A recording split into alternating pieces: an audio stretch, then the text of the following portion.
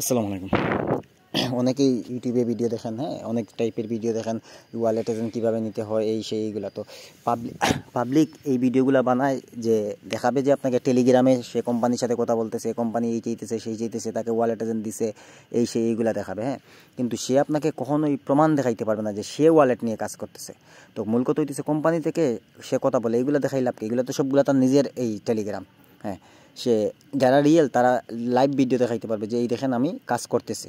তো প্রত্যেকটা ইউটিউবে যতগুলো ভিডিও দেখবেন, একটা ভিডিওতে আপনি পাবেন না যে সে কাজ করছে বা সে কাজ করতেছে এরকম কোনো ভিডিও দিবে না। যা ভিডিও দিবে দেখাবে সে কোম্পানির সাথে কথা বলতেছে।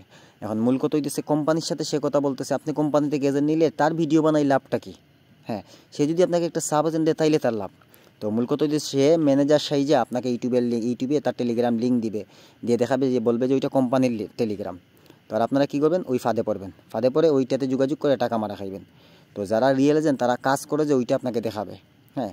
আপনি তাদেরকে মেসেজ দেন হোয়াটসঅ্যাপে, টেলিগ্রামে দিয়ে বলেন যে আপনি যে কাজ করেন আপনি অন্য একটা ভিডিও দেন বা আরেকটা ভিডিও দেন, হ্যাঁ, বা এমন কোনো কিছু দেন যে বোঝা যায় আপনি রিয়েল এজেন্ট। তো ওইরকম কোনো কিছু দেখাতে পারবে না। সবাই সাবধান, হ্যাঁ, এজেন্ট নেওয়ার ক্ষেত্রে সবাই সাবধান।